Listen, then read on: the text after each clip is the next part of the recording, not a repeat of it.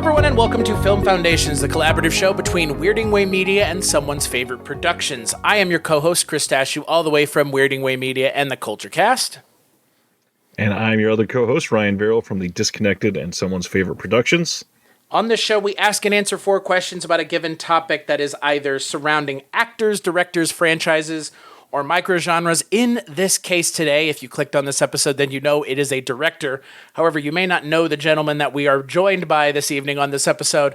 He is a friend of mine that I've known for a very long time, but we haven't talked in a whole longer time than that, essentially, because of the pandemic and, you doing the movie thing.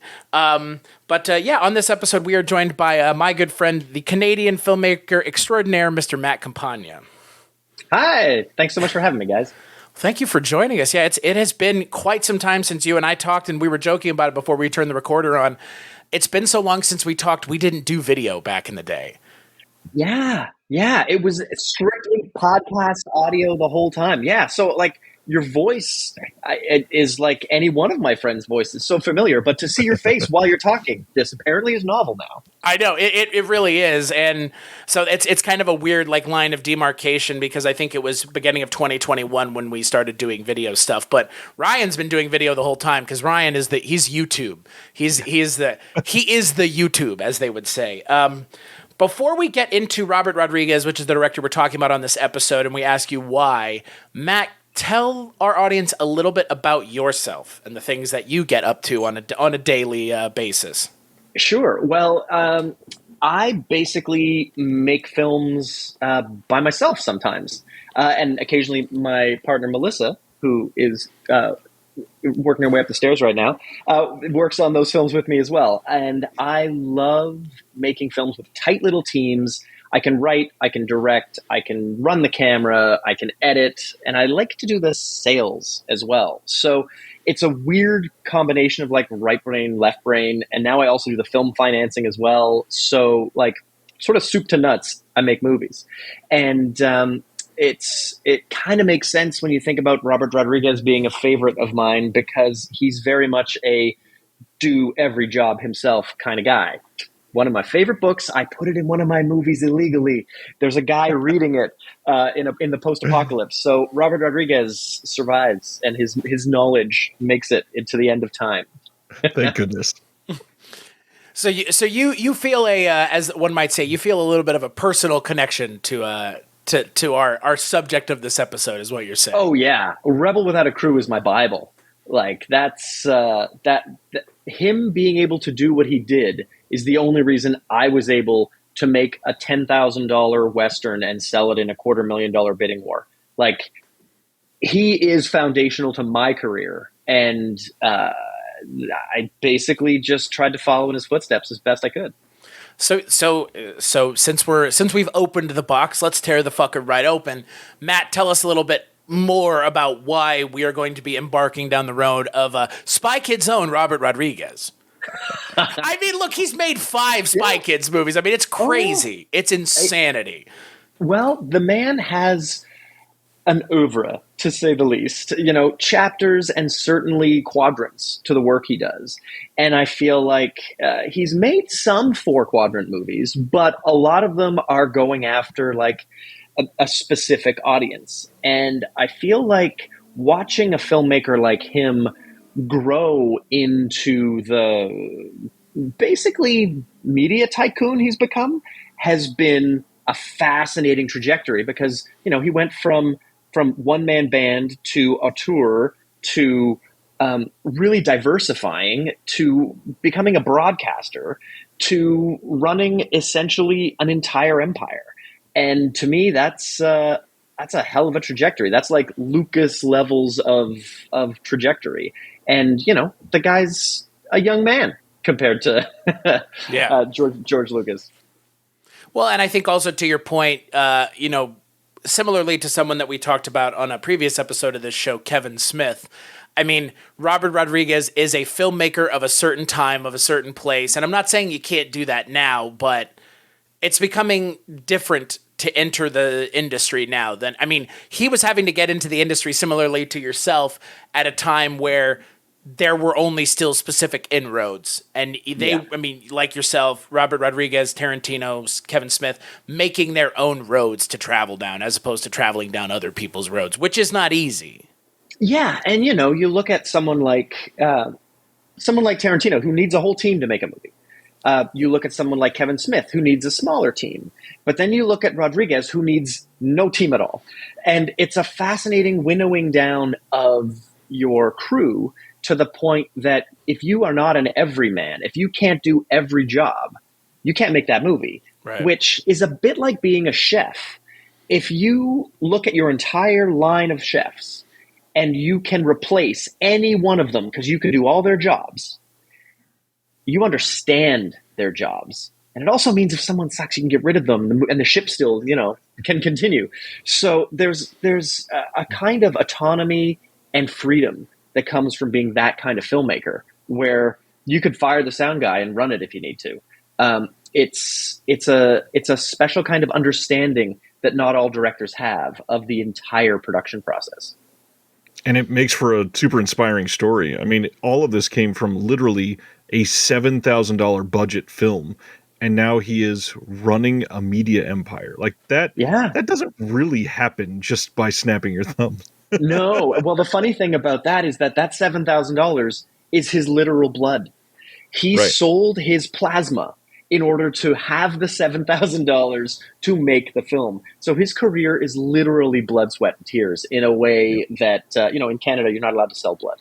So I had to find other ways. Yeah, you can only give it away for free. How social is that? Here, take it, please. Who wants some? Please come get it from me. So before we dive into the 4 questions, as we tend to do, Matt, any history on Robert Rodriguez that you think is pertinent to share with the audience before we dive directly into his filmography holistically? I mean, the interesting thing about his filmography is his history is so baked into it. You can see when he has no budget because the film is that no budget film. And you can see when he's given a bit more money and trusted. And then you can see when he has kids because he starts to make films that appeal to them. And then he starts to work with his own kids. And so you can really see the history of the man in the work. And I think as we talk about his work, it'll very much come out. So, Ryan, anything you want to add to Robert Rodriguez before we dive directly into the questions? Other than if you've never seen a Robert Rodriguez film, you are sorely missing out. And that's why we are here to sort of inspire that flame in you to go check some of these out, because, man, he has a varied filmography that I'm stoked to be able to talk about today. Yeah, I'm more excited to do this episode than I ever would be to do the kind of flip side of the coin, which is the Tarantino episode. Because for Robert Rodriguez, there's a high possibility we don't have the same answers. For Tarantino, there's a high possibility we would all have like 1 or 2 of the same answers. So that's the other thing. I mean, Robert Rodriguez, for as much as he has worked with Tarantino, he has kind of set himself up to be kind of the anti-Tarantino, because Tarantino would never make a kids movie. He would never stoop to that level, is probably the way he would look at it. I'm assuming, not to think that he's that guy, but like he kind of sort of is. And that's, I don't know, Robert Rodriguez always strikes me as kind of Tarantino without the pretentiousness of it. Like, I don't know, like less pretentious Tarantino, which I vibe with more than Tarantino, because again, I don't know, something about Rodriguez and the Rebel Without a Crew and bootstrapping. And I'm not saying Tarantino didn't, but I don't know. I find But Tarantino didn't. But he did. Not like Rob. Yeah, not like Rob. Yeah. So let's just get into it then, Matt. I will kick it to you first. What do you consider to be a foundational title for Robert Rodriguez? I consider a foundational title of Robert Rodriguez to be Sin City. And one of the reasons for this is because not only is it groundbreaking, not only is it visually like nothing else, not only is it the time that he was willing and able to shoot 2 actors at 2 different times in 2 different time zones a year apart to complete a scene, but he resigned from the Directors Guild of America because they wouldn't let him co-direct with Frank Miller. And to me, the foundational thing here is that the man will put it all on the line to do what he thinks is right. and he wanted a co-directing credit with the man who invented Sin City. And he was like, fine, then take my Directors Guild card. I need to make this movie more than I need to be a part of your club. And he was willing to do that in order to make this film. And to me, the film, the process, the workflow, and the integrity that goes into that, to me, tells you everything you need to know about who Robert Rodriguez is. What do you think of that? What do you think, Ryan? How do you feel about Sin City? I know we were talking about that a little bit yesterday as a Robert Rodriguez thing, but what are your thoughts on Sin City?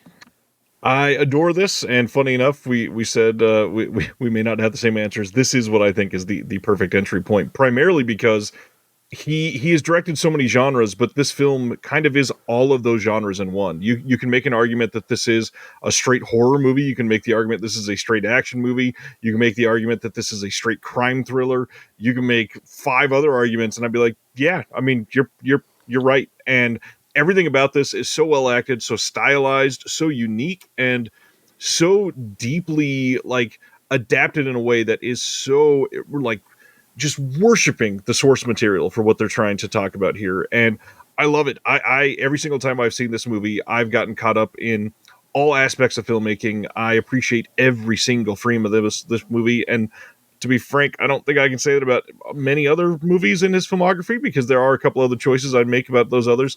But this is, in my opinion, his perfect film. I think the thing that always strikes me about Sin City is the fact that he adapted it 1-to-1, that he was making sure to recreate the comic book panels, which I don't think anybody else has really availed themselves to do. I mean, for a whole host of reasons. I mean, there's plenty of reasons why you would do it. Just as much on the other hand, there's plenty of reasons why you would not do it, because it's insanely restrictive and it's a lot of work. But to your point, Matt, like, I think Sin City, stands alone in terms of comic book adaptations, because there's really nothing else like it. Even the second movie isn't anything like it. Like, yeah. It's such its own thing. And to your point about, Rodriguez walking the walk and talking the talk, I mean, I was aware about the thing with Frank Miller, as I'm sure the rest of us are, and like that's a big deal. Like, you really have to, like, I think, like, it has to be hammered home. Like, that is a big thing to turn down the Directors Guild, like, and say, like, yeah, that's your union. Directors work their lives to get into the DGA, and for him to just say, I need to do this more than I need this union that I've struggled to be a part of forever. And, that's not an easy thing to get back into after you've made that choice. Right. Oh, totally. Well, and that's the other thing. I mean, like you mentioned, Matt, Rodriguez really does, I think, continue to be a good steward of making independent film, even as a quote big name director. And that's the thing. Is Robert Rodriguez a big name director? I guess. Think when you direct Star Wars episodes, you're not small. But if you're directing a Star Wars movie, right, there's a difference. Yeah, there's a line of delineation there where it's like, okay, like, and that's the thing. Like, I mean, people know Tarantino is my point. Like, I'm not saying people don't know Robert Rodriguez, but he is just like one little dial down from Tarantino, just a little bit in terms of like recognizability. I think part of the reason for that is that Rodriguez always puts the work first. Right. Tarantino puts Tarantino first because he knows he's only making 10 of these things. He's created this artificial scarcity. He's got, like, it's all very much, here's Tarantino's movie, not here's Inglourious Bastards. Right. So it's very much about Tarantino, whereas Rodriguez recedes into the background of some of the films he makes because it's not about him. It's about the fact that this is a great movie for kids. This is a wild adaptation of Frank Miller's work. Those are the things that matter to him more than it's a Robert Rodriguez joint. Right. He lets the work speak for itself, is what I've always felt with Robert Rodriguez. Yeah. Similarly to Kevin Smith, like, for as much shit as Kevin Smith gets, like, I feel like while he is a character, like, and he obviously does his, An Evening with Kevin Smith, he does also, like, the work is what's important. And I do appreciate that about a director. Because, I don't know. I feel like, and you as someone who makes film, obviously, I mean, preaching to the choir here, but the director is not the one to blame all the time anyways. The director doesn't deserve all the credit, and he doesn't deserve all the blame all the time. Like, there are cases where they would, but there are plenty of cases where you have to like spread the blame evenly. And I think with someone like a Tarantino, because of the way he carries himself, he wants it to be his problem, but he also wants it to be his success, which, like you mentioned, Matt, it allows him to take full credit for it. But, you know, I would contend and concede that Tarantino, his editor who passed away, and now his movies aren't as good as they used to be because his editor isn't alive anymore. Like, and I knew Tarantino was going to come up in this conversation because it's almost impossible to not. They made a film together. Right. It's hard not to. Well, and also, I mean, you know, in Rodriguez's third movie, Tarantino effectively plays one of the main characters for the first half of the movie. The closest we've ever seen Tarantino to being his real life persona on screen. He's pretty great in it. He is. I mean, yeah, that and Little Nicky are definitely high watermarks for me with Tarantino. But Ryan, I'm curious, what is your foundational pick for Robert Rodriguez? Is it Sin City as well? It is Sin City. Yeah, that's why I said that. Yeah, it's everything about this. It is. Again, it's all genres that you could kind of hope for that he's touched on. The only thing that's not a part of this is a kids' film, but that would be weird. There are kids in Sin City, but not good things are happening to them, unfortunately. Yeah, this is a perfect movie for sure. So I didn't pick Sin City. I kind of went, I wouldn't say the obvious route, but I went the route of the movie that I saw first. And what's funny is we recently did an Evil Dead episode, and I actually think that I kind of am going to say the same thing about this movie that I said about Evil Dead 2, which is Desperado is the movie you should watch, but El Mariachi is the movie that's important because El Mariachi is the important movie that, like we've already alluded to, Robert Rodriguez made himself, and then Desperado is pretty much just El Mariachi, the requel. Similarly to the way Evil Dead 2 is pretty much just the requel to the first movie. It's just the same story, but with a budget and with Antonio Banderas and Salma Hayek and also Quentin Tarantino. I think Desperado is an amazing film. I think it has some great action scenes, and Antonio Banderas, like, this is like, look, we're still, you know, able to say Antonio Banderas is still kicking around and an actor now, but he's amazing in Desperado. Oh yeah, it's probably my favorite thing he's ever done. Really? Yep. Over Puss in Boots? Yep. Wow. But it's not. It's not by much of a margin. But it's yeah. Puss in Boots 3 is pretty good. It's amazing. Yeah, and so is Desperado, and I think for similar reasons, which is you have someone who is definitely tailoring the character to the actor, and Antonio Banderas is a perfect actor for the role of the titular, at least mariachi in the first one, but. I only picked it because I didn't think anyone else would pick it because I think it's the obvious choice, and I know not everybody is always going to do the obvious on these episodes.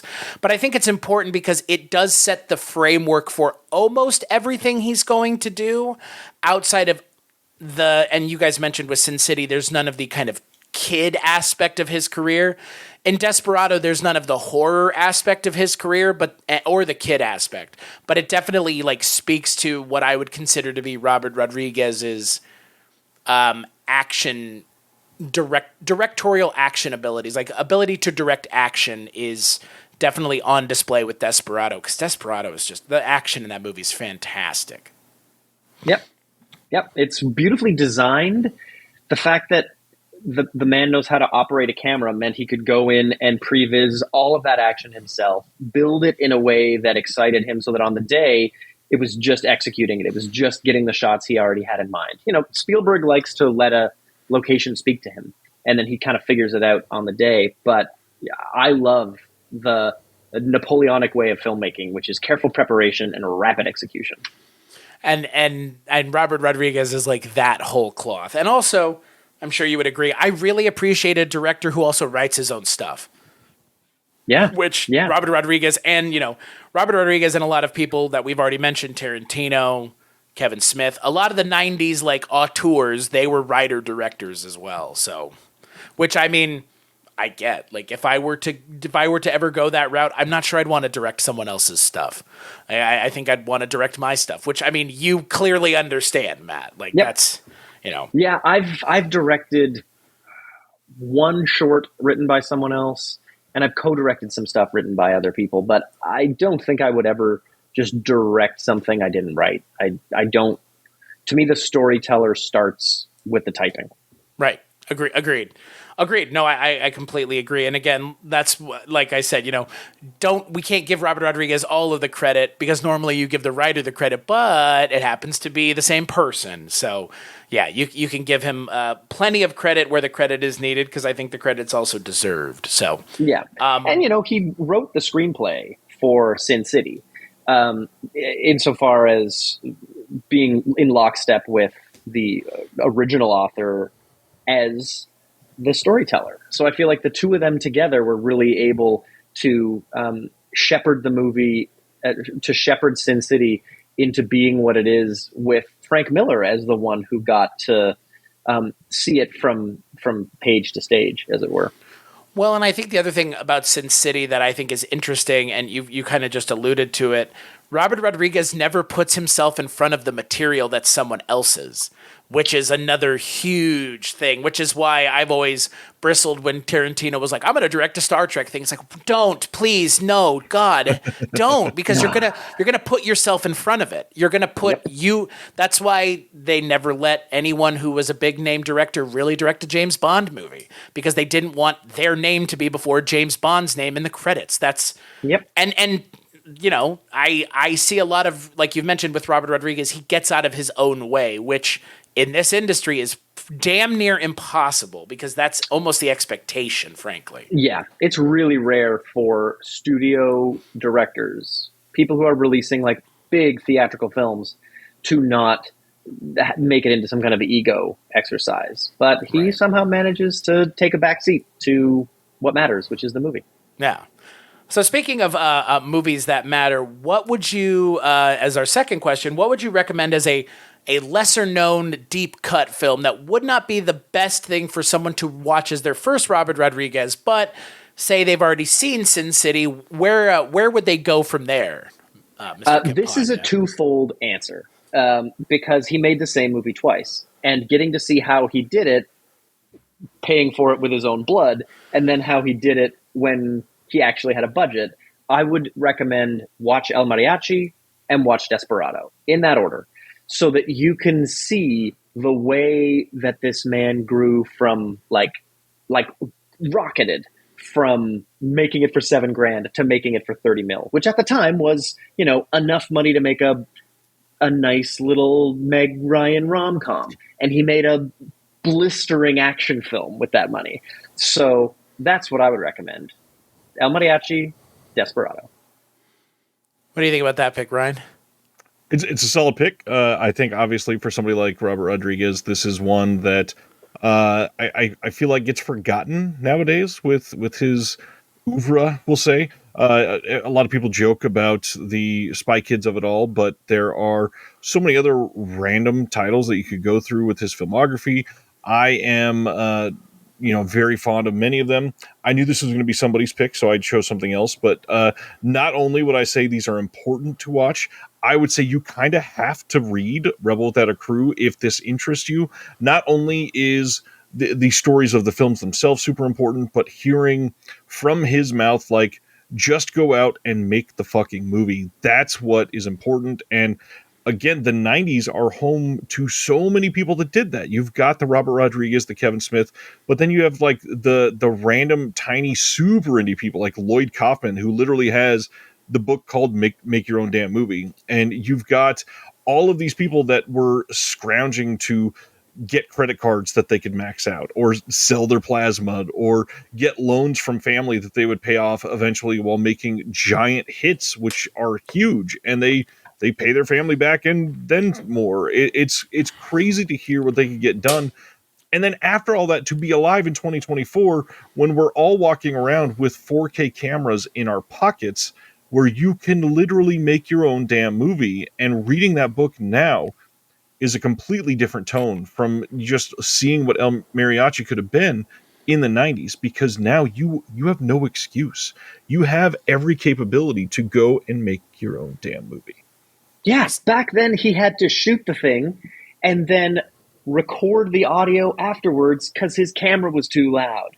Like, the number of things he had to do to make El Mariachi happen is mind-boggling. And now there's no barrier to entry. You just shoot with this. Yeah. Easy. Well, and that's the funny thing. I mean, you kind of mentioned it, Ryan. Like when we think about, filmmaking now, like it has been democratized so heavily by the usage of cell phones that there is no excuse. I mean, just go do the fucking thing. That's what I say all the time. Just do the fucking thing. We're doing the fucking thing right now. And if you can't bring yourself to even do the initial thing, there's no way you're going to be able to get any further into it. But now, making the movie is the easy part. Yeah, You right. got to get it out there. You gotta promote it. I just did a Atlantic to Pacific tour of a movie because that's how you got to reach an audience. You go into the audience's homes, basically into their theaters, from sea to shining sea. Making the movie, you do that part. You kind of give that away for free. You got to get people to see the movie. That's where the hard work is now. Yeah, I completely agree. So Ryan, what is your answer? Did you give one, or is Rebel or Filmmaker Without a Cause is yours?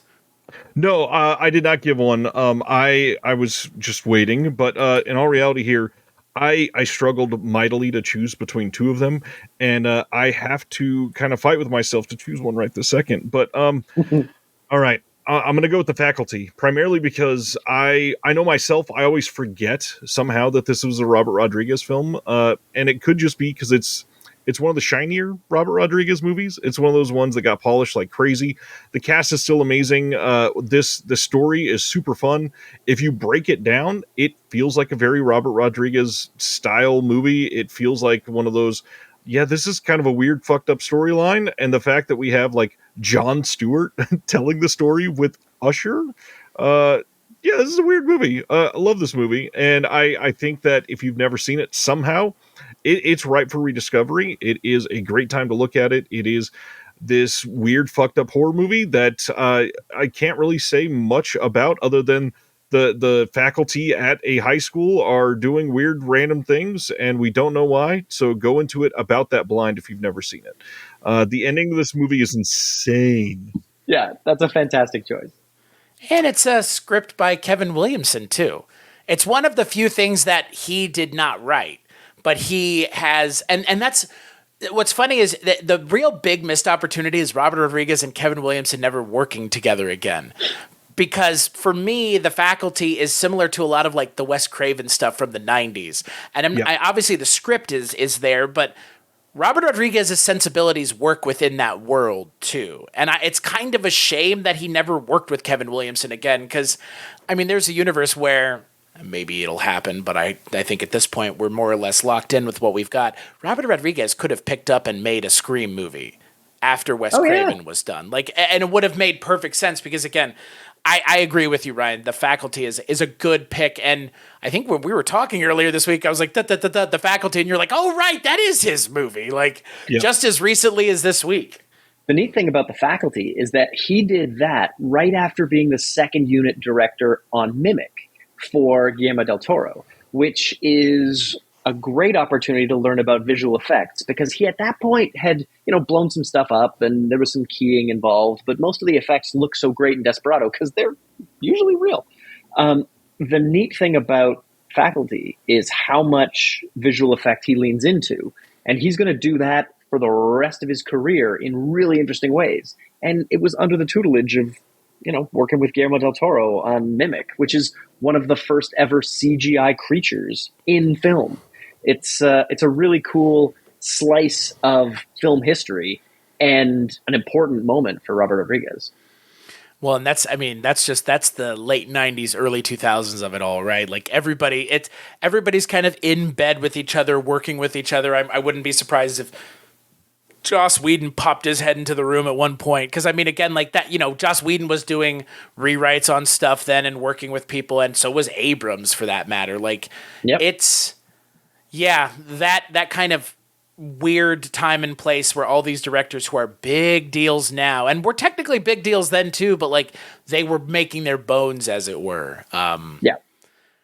I'm curious if my answer is going to elicit a reaction from either one of y'all. So my answer is a movie that I think is often maligned, and I think fairly maligned, because I'm not sure it's necessarily a, quote, amazing film, unquote. But I saw it in theaters with my grandfather, and it made a very big impression on me. And the thing is, this was the first Robert Rodriguez movie I ever saw. So I saw Once Upon a Time in Mexico in the theaters. And it is a movie that works in spite of itself. Like, it has problems upon problems upon problems.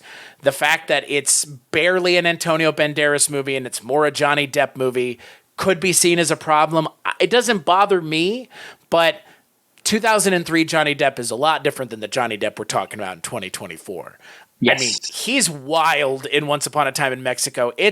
I think it might be my favorite Johnny Depp performance because it's incredible. Yeah, he's really good. And then like where the story takes him and his character, I think is kind of fun and kind of perverse. And I think Robert Rodriguez and Tarantino, I know Tarantino helped inspire a lot of the tone of this movie. And I actually think that for someone who's not a fan of Tarantino myself, I actually appreciate kind of what Rodriguez cops from him in this movie, because it really kind of leans into the weirdness of it all. Like, if this is Desperado 2 or El Mariachi 3, as it were, it is the weirdest of the three. Desperado is a shockingly straightforward movie. So is El Mariachi. Mm-hmm. This movie is insane. From Mickey Rourke showing up to, I mean, again, Johnny Depp having, horrible things done to him, even though he's a terrible character, to him saying, I'm going to skull fuck you, to Cheech Marin at one point. Again, I'm not saying it's a great movie, but it's an interesting movie, which I think for me is, in some respects, more important than it being, quote, a good movie, unquote. And it's important in Rodriguez's oeuvre because it's his first digitally shot film. Right. Very few movies were shot on an HD camera at the time. And his was one of the very first that wasn't like George Lucas basically having it custom made for him. It was Rodriguez deciding, okay, I shoot movies. Let's try this on digital. And yeah, man, friggin' works. Yeah. It's life now. Yeah, boy, isn't it? I mean, this was, that was still the time where David Fincher couldn't get nominated for an Oscar because he filmed Zodiac on a red camera. How dare they not use film? What the fuck, guys? I guess is the sentiment surrounding Once Upon a Time in Mexico is that it's like kind of a mess of a movie, though, right? Like that, my perception of it is fair. Like it is I think everybody would agree it is kind of a mess of a movie. I mean, because there's such a clear relationship between El Mariachi and Desperado, it's sort of the ugly stepchild in the trilogy because it does kind of zig where the other ones very predictably zag. But I enjoyed the hell out of that movie. I haven't seen it in too long. I wanna revisit it now that you've made it your pick, Chris. It's a good one. It has like a lot of the players. It fucking has Willem Dafoe in it, for fuck's sake. Like it has a ton of people in it. I don't know. It's a fun movie, and like I said, it also has a fairly positive memory for me attached to it, which may be informing my decision. But I've gone to bat for this movie plenty of times. So what about you, Ryan? Are you a fan of Once Upon a Time in Mexico? I must be honest. I've not seen Once Upon a Time in Mexico. And I'm happy to admit that. You got a treat coming your way. Lucky you, really.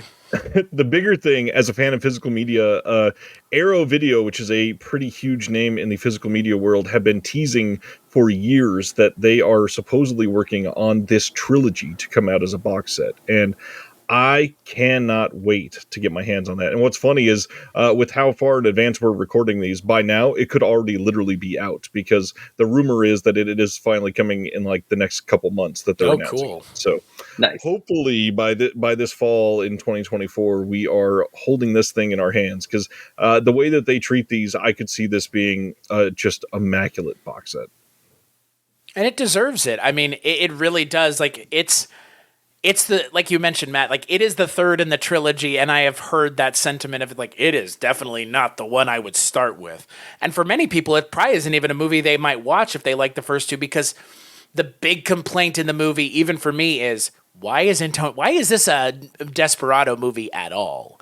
he's in it, but not in it enough. I mean, it really is. It's Johnny Depp's movie. Like it's a Johnny Depp performance for the ages because it's one of his best performances. But I really wish this was not a Desperado movie. It should have just been its own thing, and I think it would have been as successful, if not maybe more successful, because then people aren't comparing it to a movie that is leaps and bounds more successful just objectively as a film.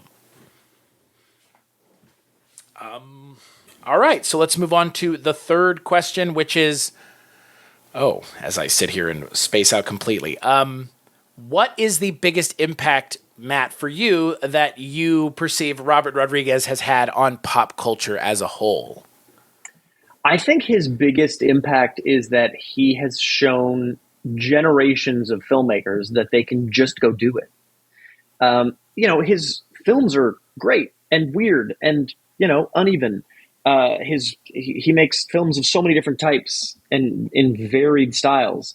But the one through line that they all have is you could just make this. Believe it or not, you can make this. Whether it's Alita and you're like, this is bonkers and huge and you need James Cameron to produce it because it's so big. Or it's Dusk Till Dawn and it's just a movie that suddenly becomes another movie. He kind of just shows us that we can do it.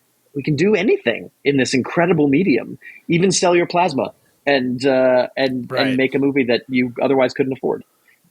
His biggest impact to me is that you can do that. You can go from being a maker of film to adapting to digital to using that to make movies like Sin City in a way a movie had never been made before. His ability to adapt and make it work is a thing that I don't think any other director in the mainstream has the same claim to fame as he does. For me, it always feels like he's interested in engaging in a direct dialogue with his audience, and he's not wanting to talk down to the audience in doing that. And so many directors, like, I always kind of feel like they're maybe, even if it's not intentional, just like ever so slightly talking down to you as an audience. And I've never really perceived that with Robert Rodriguez. He always feels like a good steward of being a filmmaker, and especially one who, to your point, Matt, has been able to kind of navigate a lot of uncertainty in the industry because, again, like you mentioned, he was ahead of the curve with digital, which was not the thing that anybody else was doing in 2003, like at all. Yeah. Which, I mean, again, I think for Robert Rodriguez, he's also has a little bit of that James Cameron dog in him where it's like pushing the envelope, making sure that like, I'm making stuff with the technology that everybody is using. Like Alita Battle Angel is... It kind of came out at the wrong time. If it had come out like 2 or 3 years earlier, I think it would have been a bigger deal at the height of the CGI of it all. But I mean, for what it is, it's an impressive movie. Technically impressive. Oh my God. Hugely impressive. But again, you wouldn't expect that's coming from the guy who directed El Mariachi. No, or the guy who directed Shark Boy and Lava Girl. Like you at first you don't see it, and then you sit there and you realize, oh shit, no, those are all the same tools. Sin City, Shark Boy and Lava Girl, Alita. There's a line that you can stand back and see, but at first it doesn't seem obvious. And I love that about Rodriguez, that he's willing to just go to all the different quadrants and sometimes do something for everyone, and sometimes really alienate the Desperado audience by making Shark Boy and Lava Girl. Which is still hilarious. I mean... Yeah. Before Chris and I answer, now that you brought up Shark Boy and Lava Girl, I would love to hear your take on the whole Spy Kids of it all. How do you feel about Spy Kids? The thing I love about it is that the bare knuckle single man who's making a movie by himself grows up a bit, has kids, and then wants to make movies for them. And to me, that's endearing as hell. I think that's super cool. I don't have kids myself. I don't know if I'll ever have kids that I'm looking after, but I'm currently entertaining a pitch for a kids program that I would help produce because I think it's important. And anyone who would see that would look at it and be like, well, that's not a Matt Campagna joint. Philosophy and and integrity are sometimes the through line, and sometimes it's just creativity and fun. Well, and the Spy Kids movies are essentially James Bond movies for kids. Like, that's what they are, which is, again, like, I have to applaud Robert Rodriguez similarly to Spielberg. I mean, he has that Spielberg dog in him too, which is, oh, you're not going to let me do the fucking thing? Well, I'll just do my own then. I mean, that's what Indiana Jones was for Spielberg, because they wouldn't let him do a James Bond movie. So I was like, I'll just do Indiana Jones instead. Not that I'm saying they never would have given Robert Rodriguez the mantle to do a James Bond movie. If they were going to do it, it would have been in the late 90s, early 2000s. I mean, I could have seen a Robert Rodriguez James Bond movie coming out after World Is Not Enough, but before Die Another Day, in terms of like that time and place. But we never got it, but we got the next best thing, which is him directing 5 Spy Kids movies. And to your point, Matt, it's how endearing is it to make movies for your kids, and then at one point down the road, your kid will be making the movies you were making for him with you. Like, yeah, that bit is wild. It's so cool that he's working with his kids. Yeah. And you know, like we see athletes, you know, LeBron James talking about, I'm going to stay in the league until I can play basketball with my son. Like, this is that equivalent for Robert Rodriguez, which is crazy to me. Even if you hate the Spy Kids movies, which again, I don't know why anyone would feel so strongly about Spy Kids. At least what did they ever do to you? Right. But I really appreciate the fact that Robert Rodriguez has like very little ego about him, because someone with no ego makes Spy Kids. Like, you're just like, fuck it, I'm just going to make a movie for my kids. Who cares? And he is so smart that he uses a children's movie to experiment with technology that he's going to use on other bigger, more expensive movies where people are going to be more discerning about it. It's a very George Lucas move. It's like the special edition when he was like, yeah, let's see if I can make the prequels by re-releasing these movies that people already love with some tweaks. I'm going to learn about stuff and make money while I'm doing it, hire people, and I basically get to have my proof of concept turn a profit. It's brilliant. And on top of everything else, look at the people that are in the Spy Kids movies. I mean, right?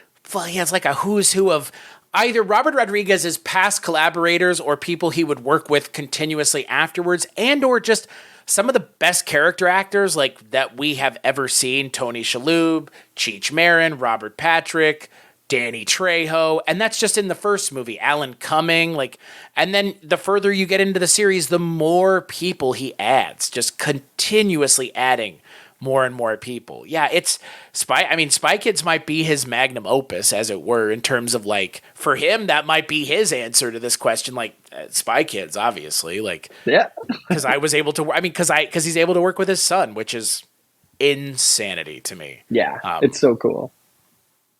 I think my answer, I think, is similar to y'all's, which is like, we now can see that this guy just does the fucking thing, and everyone else can also do the fucking thing. And like you mentioned, Ryan, there's no excuse now. Everybody has way better technology than Robert Rodriguez could have ever dreamed about having when he was creating El Mariachi, which is now in the Library of Congress, by the way. It's been put in the Library of Congress forever. I mean, that's how important well deserved. It is. Yeah. That's how you get Latino blood into the halls of power. You are that important. Yeah. And that's the other thing. Like, one of the things that we haven't mentioned, but I think we'd be remiss if we didn't, is the DVD extras that Robert Rodriguez includes, which is, him making food and teaching you how to cook, which for me, like, is still one of the weirdest things that you could put on a DVD special features, but it's not, because he did it like 3 times. And he's so endearing in those, I forget what they're called, but they have a specific name that he calls them in his special features. But I don't know, anyone else and I might have been like, you're kind of, okay. But Robert Rodriguez is just so damn charming. You're like, okay, sure. I'll sit and watch. Now I know how to make tortillas. Yeah, or breakfast tacos. Or I want to say on the Once Upon a Time in Mexico DVD, I only know because I ended up having my mom and I make the recipe, was for cochinita pibil, which is the the pork cooked in the banana leaves that Johnny Depp kills the chef over, which I still order to this day anytime I see it on a menu at a restaurant. Okay, I'll take that then.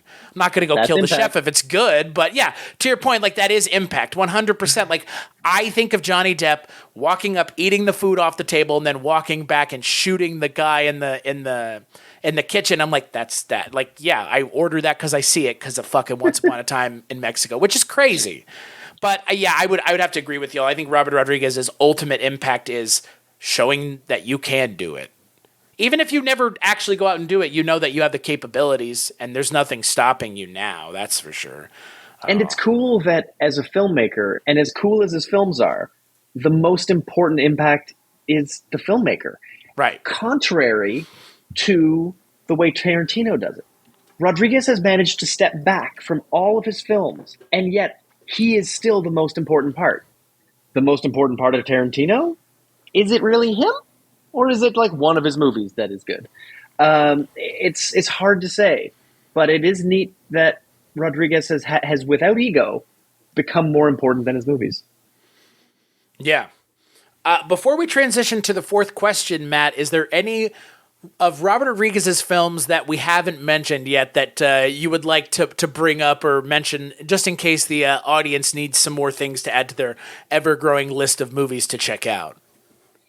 I mean, we've hit a lot of his great stuff. And because so many of his films are a part of a group, we've managed to put the Spy Kids in one area. We've managed to talk about the Mariachi trilogy.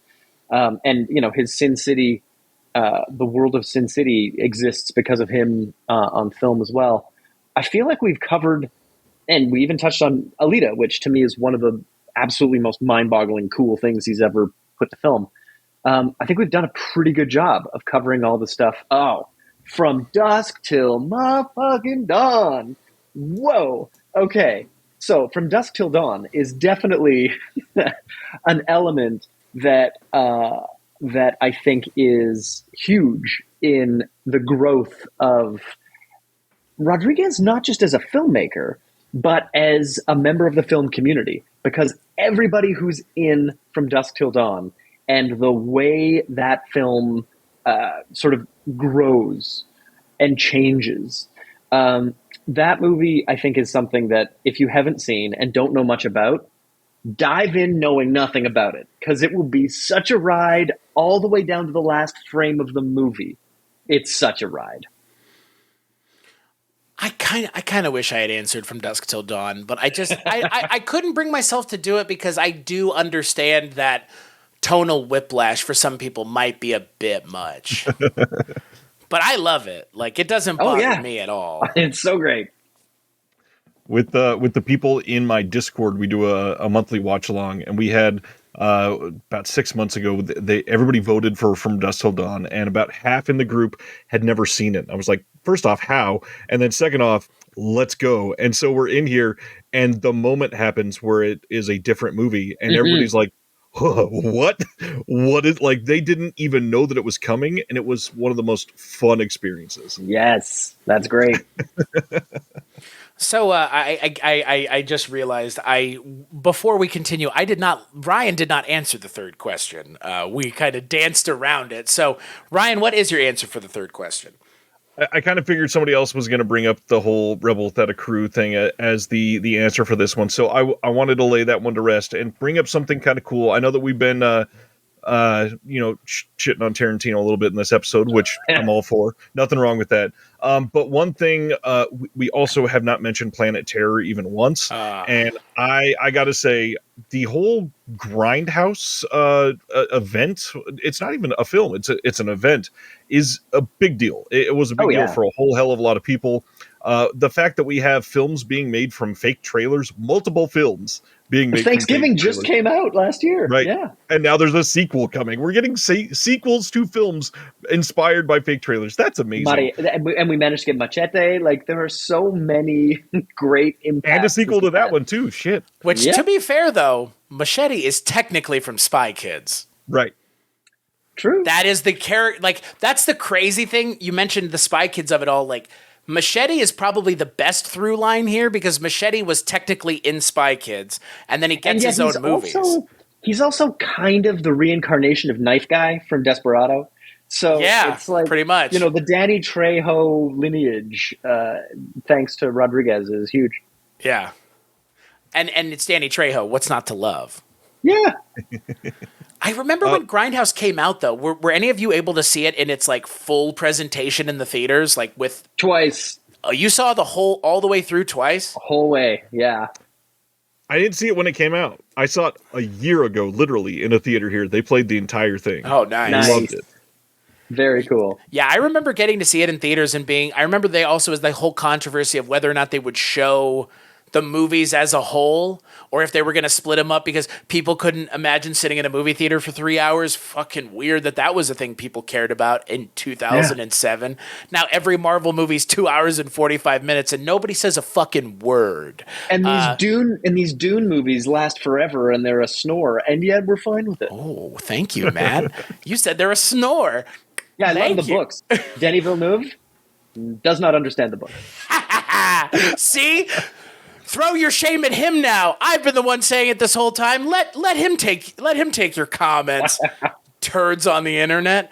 God, talk about an opinion. Speaking of the Tarantino of it all, having contrarian opinions about film has never been harder in this day and age because people will jump on you at a moment's notice and tell you how you're wrong. It's also never been more fun. True. Because people will come at you.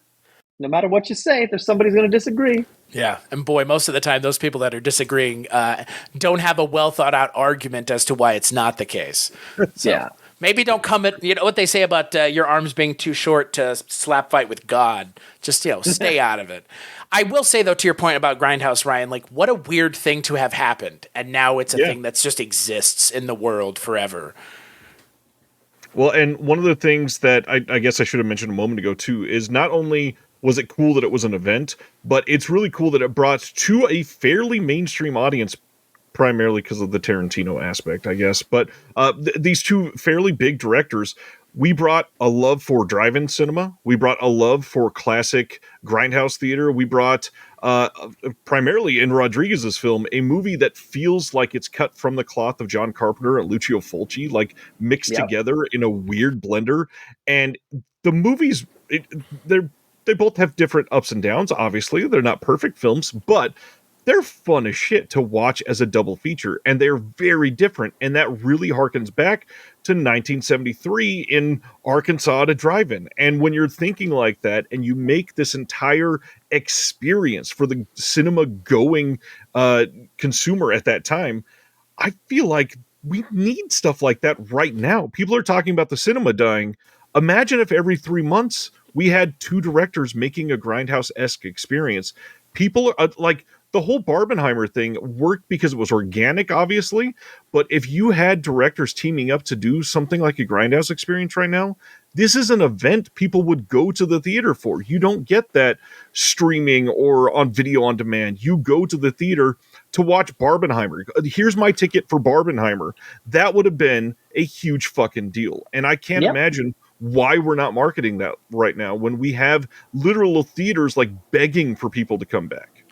Yeah, and I do feel like, in hindsight, those two movies existing and celebrating the sort of analog vibe happened during the death rattle of film. Like, and in such different ways. Rodriguez shot that digitally and then added all of the like pop and melt on top of it.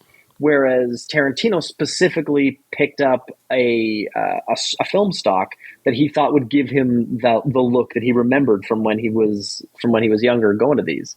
And so it's really neat to look at it in hindsight when you're, watching a digitally shot crisp 8K image, to go back and look at something like Grindhouse and realize that there was celebration of the degradation of those film reels because it was cool. It was texture. And hey, I think Grindhouse has my favorite Quentin Tarantino thing. I love Death Proof. Like, I think it's the best thing Tarantino's ever done because it's very much unlike most of the stuff that he's done. Planet Terror, though, works perfectly in Robert Rodriguez's kind of body of work. Oh yeah. But to your point, Ryan, like, wouldn't that would be such a great thing? Like, I don't know why they're not doing it. Well, I do know why they're not doing it because of the egos. Because somehow Tarantino and Rodriguez were able to work together to make a movie. And on top of everything else, Planet Terror showed first. It wasn't Death Proof that showed first. It was Planet Terror that showed first, which I can't tell if that was intentional because they thought people would be bored by Death Proof, which I would totally understand because parts of that drag. Or is it, or I don't know what it is. I'm surprised. I always am surprised that Tarantino allowed himself to be second billed on a movie. I think it's because the choice to put them out in that order meant people would stick around for the Tarantino film. Yep. Yeah. They find out that they're disappointed later, but right. You know. Yeah. I get being disappointed, but the other thing is like, Machete, Hobo with the Shotgun, and Thanksgiving, all real movies, real. Two of them have sequels now too, because Machete has a sequel too, Machete Kills, which you'll notice none of us brought that up because. I don't know. Machete 1 was fine, but I don't think I needed a Machete 2. Machete in space with like doesn't he go to space? Isn't that Machete 2? Or my Joe? I don't think so. Okay, because I could have sworn he goes to space in that movie, but I mean, it's a solid pitch for Machete 3. Yeah, I mean, Danny Trejo's still kicking around. He'll do it somehow. I was looking at his list of things trying to figure out if there's anything else to mention. Hypnotic is another thing that kind of stands out as a weird thing, which is what he released with Ben Affleck last year in 2023, which I don't know who saw it or who it was for. It just kind of came out and then I don't know. He also, just before the pandemic, did an immersive VR feature film starring Michelle Rodriguez that if you don't have a VR helmet or a VR arcade in 2019, I don't know how anyone would have seen it. But it made me really want to somehow track that down because I hadn't even heard of it because I didn't frequent the VR arcade. Well, speaking of pushing the envelope on creation of things, I think we'd also be remiss before we go into the fourth question to mention the movie that is going to supposedly come out in 2115, which was the 100 Years movie that he made with Malkovich, which was like the weirdest publicity stunt. It's a wild idea. What a flex! But it's like, was it Wu-Tang that made a entire album and made only one copy of it and then sold it to some piece of shit in Pharma dickhead? Yeah. Martin Scarelli. Yeah. So I feel like, there's always a market for weirdness. Prince has has albums and albums and albums locked away that were specifically designed to be released slowly so his children have money forever.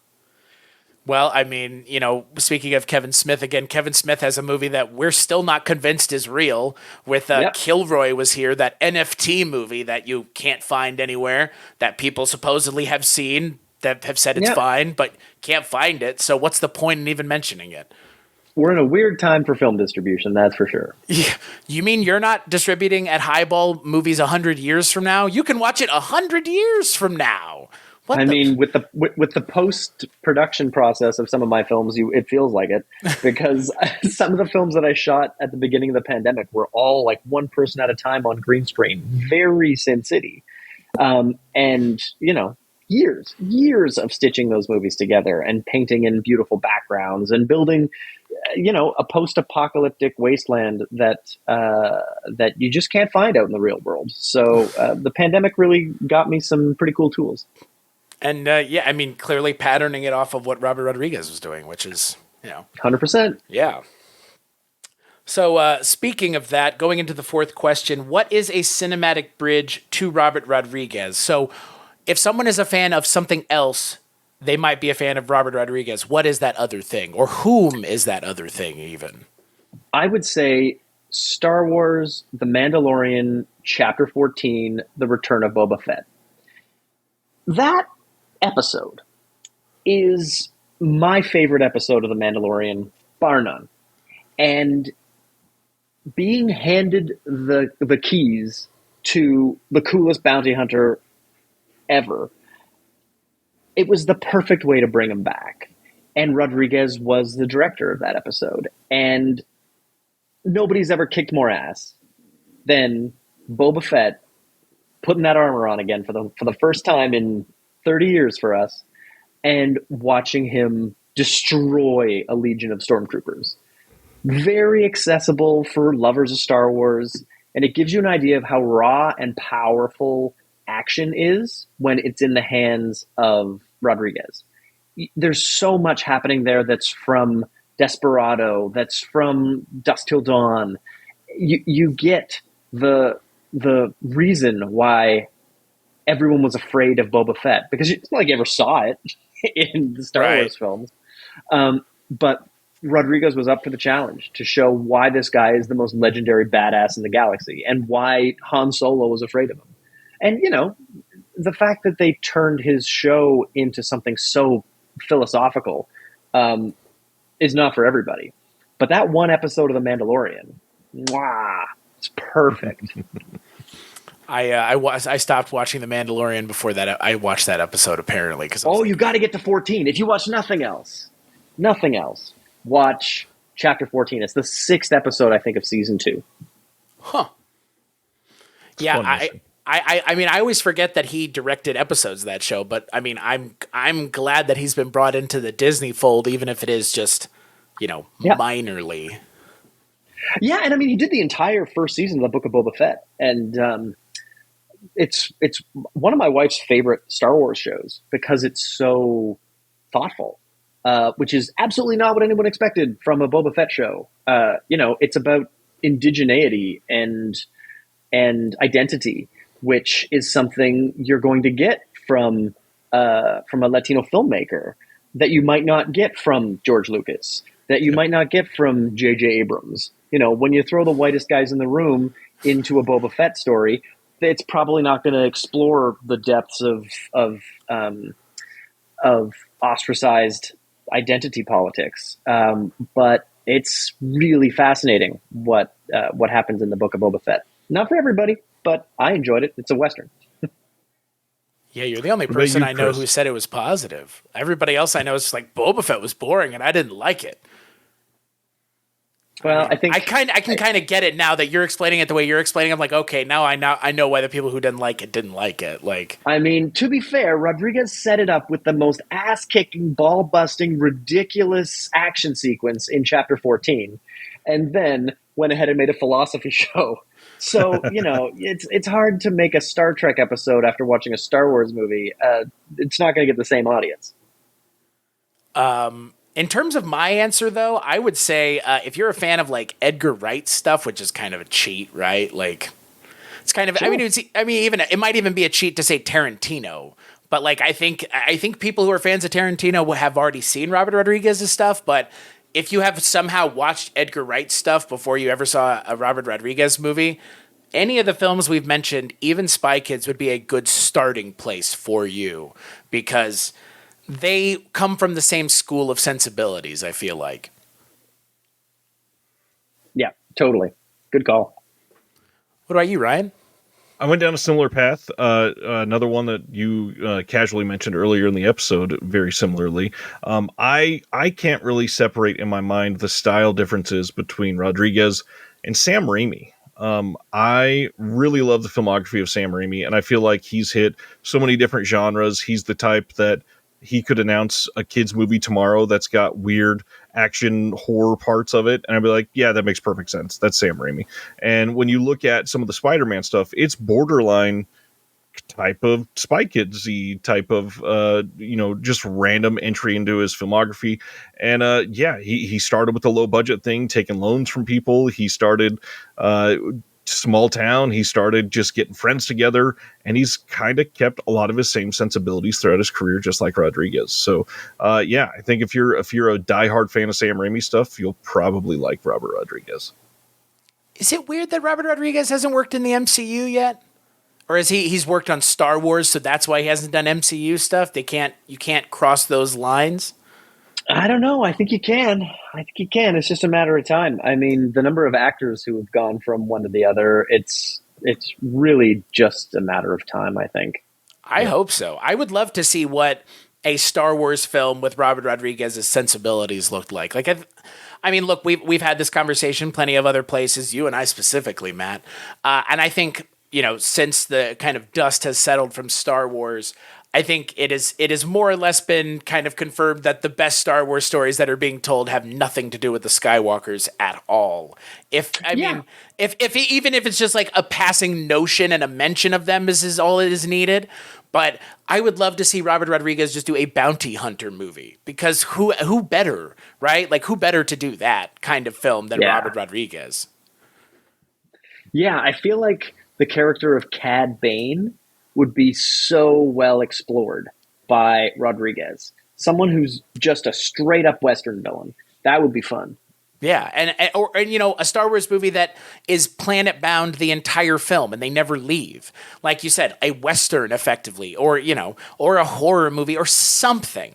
Because that's the other thing that Star Wars, similar to the MCU, is kind of stagnated on, which is we're not going to do genre films in our space genre. And it's like, why? You can't do a Western in space. You can't do a horror movie in the MCU. Like, fuck. That's the only way these things are going to continue forward. It's not making them the way you were making them before, because people are kind of bored with that. So you got to do a little bit more. Funny enough, when Sam Raimi directed, I almost called it an episode, an issue basically of the MCU. The Multiverse of Madness was really cool. The first time there'd been like some signature, terrifying, weird shit. Yep. In what is already like a phantasmagorical comic book. I feel like Sam Raimi understood the assignment with that particular film, and it does Scarlet Witch a bit dirty, but I think it works. I think that movie really works. A lot.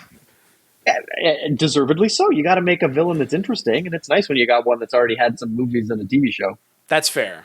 Yeah, it's kind of become a running joke on the show that we bring up the MCU every time, but when Robert Rodriguez has worked directly for the House of the Mouse, it's kind of impossible to bring it up. It is just surprising that he hasn't crossed over yet. Well, the MCU is also like the single most influential franchise in our lifetimes, probably. Star Wars being a possible exception depending on how old a person is, but I would say we've watched from the most successful independent film of Iron Man to owning the cinema. Like, you can't go up against an MCU movie. It's suicide. And even now, while everyone's like, the MCU's dead, nobody counter programs a big movie against an MCU release because it's suicide. Even now, when they're, quote, dead, unquote. Yeah. Yeah, I'm waiting for Deadpool and Wolverine. I think that's going to probably turn people around. Put some butts in the seats, as it were. Yep.